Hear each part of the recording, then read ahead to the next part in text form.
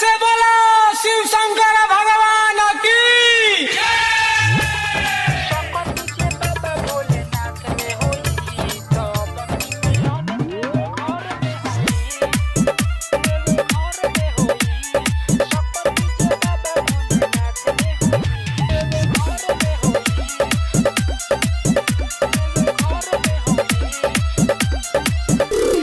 गंगा से जलवा उठैहा हो, पहिला सोमहारी के अइहा हो।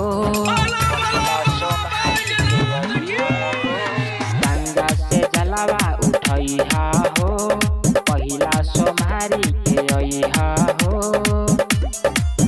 कृपा भोला जी के होई त महान में होई,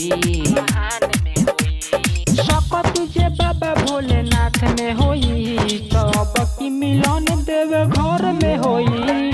सकत जे बाबा भोलेनाथ में होई तब की मिलन देव घर में होई। से बोलो शिव शंकर भगवान की। डीजे उमेश सुखीपुर बाजार। प्यार भइल समुंदर से गहरा हो, पीछा पड़ल बा ओही से बहारा हो।